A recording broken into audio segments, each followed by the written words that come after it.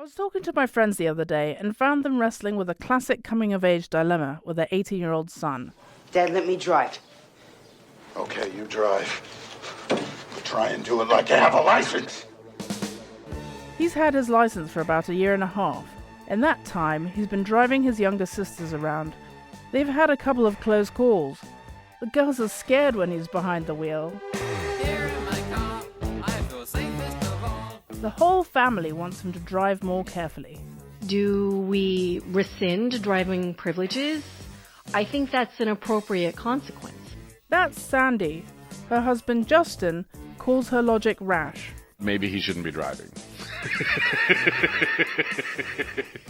But punishing him like that also punishes us, because it's super inconvenient to have not an extra driver in the family. In his mind, grounding the 18-year-old son may be logical, but it's not reasonable from a practical perspective. Preventing him from driving is the opposite of punishment. That'd just be taking a chore away. Also, it doesn't allow him to practice his driving skills so he can improve and redeem himself. Here's how Sandy reasons. I see it as, well, we can restore driving privileges, but it's not going to be all or nothing. We can have safeguards. We can gatekeep it. Is that work I'm willing to put in? Yes. Is it inconvenient for me? Yes. Their son declined to comment, but they've all been going back and forth for 5 months on what reasonable consequences even look like for his driving and behavior. Reasonable, to me, has to do with an awareness of the impact of your choices on people around you. That's Janet Edgett, a teen and family therapist and author of 7 books. The problem, in her experience, is that most teens are more interested in persuading their parents to get what they want. Most teenagers, they say, well, why? Why not? Or how about if I just go for this or that? And they're not really negotiating with the idea of working something out in everyone's favor or something that the parents would be comfortable with. They just want to get the right answer out of their parent according to them. It's a rare teen, she says, who reasons arguments through from their parents' perspective. If you have a mature, teenager who's accountable for him or herself and comes to the table and says, Mom, Dad, listen, I want to do blah, blah, blah, and the parents say no, and they say, well, listen, let me make a counter proposal and let me tell you more about the event so that you feel more comfortable about it, that's negotiating in good faith. I do that a lot. I think, for me, I never take no for an answer. That's 17-year-old Haya, who lives in San Ramon, California. She says she understands what Edgett means and admits that she often lobbies her mother. Haya's been in the US since 2nd grade. Her Sudanese parents were raised in Qatar and the UAE. Sometimes she's bewildered by her mother's reasoning about when it's okay to exercise her independence.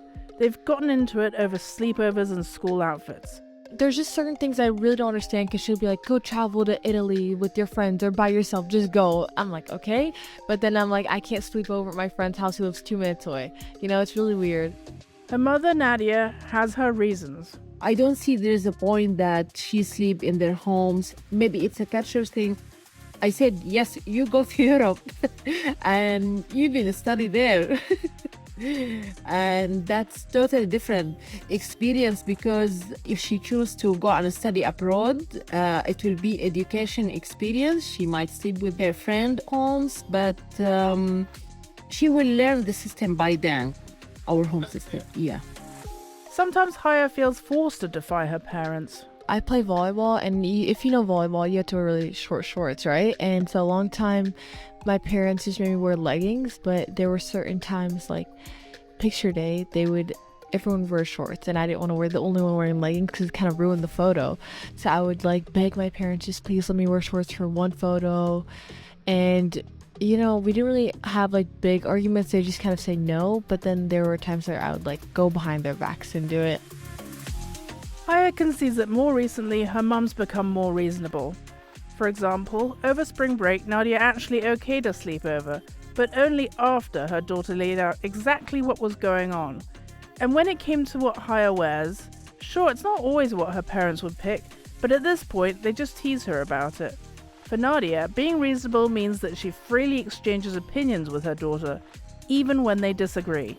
I'm trying always to tell, okay, this is my opinion also, and this is the home rules. If there is a rule, we agree on it with the dad.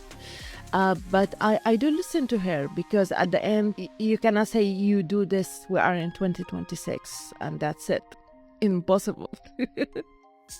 That sounds reasonable, but as parents and teens both know, threading that needle is very tricky. For Philosophy Talk, I'm Sarah Lai Sterland.